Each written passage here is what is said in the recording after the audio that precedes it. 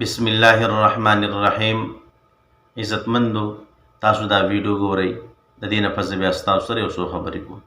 جان حبیب د فضل الرحمن ډانچه تیاره کړې ده په زانګو کې زنګۍ او وی للو للو الله زکه وی د فلسطین کې سره واندي او په مسلمانانو ستیریږي او فضل الرحمن چې کم دی هغه په خوب باندې وده دی.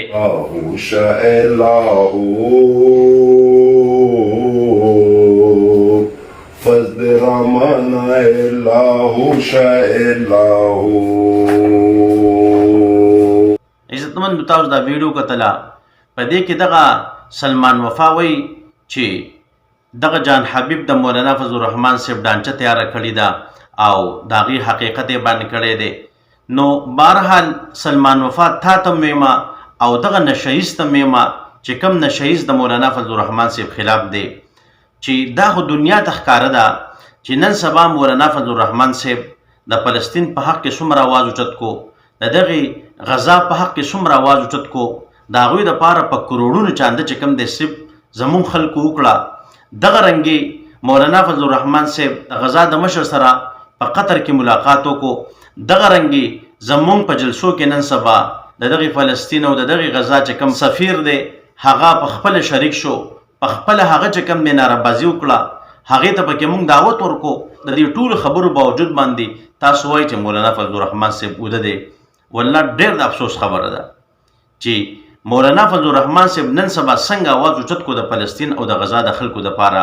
په چیلنج سره وایم چې هېڅ یو کس داسې آواز نه دی اوچت کړی او نه هېڅ یو مشر چې کوم دی داسې آواز اوچت کړی دی.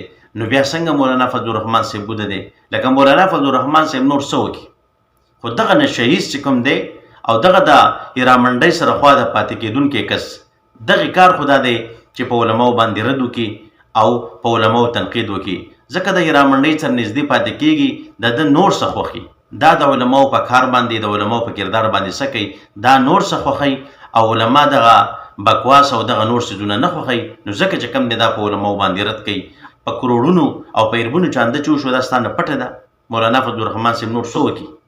نو ډېر افسوس دی په تاسو باندې چې تاسو د حقیقت نه سترګې پټوئ او بیا هم چې یو انسان ښه کار کې تاسو به اعتراض کوئ او که بد کار کوي نو بیا خو تاسو له جوړ شي، بیا خو به خامخا اعتراض کوئ. نو ډېر افسوس د سلمان وفا اول په تا باندې او بیا په دغه نشهیز باندې چې کوم نشهیز په زول بکواس کړی دی او د حقیقت نه سترګې پټې کړي دي. نو الله رب عزت دې موږ له د نیک عمل توفیق راکړي او الله رب عزت دې موږ د خپل نافرمانۍ نه وساتي. وما علينا إلا البلاغ.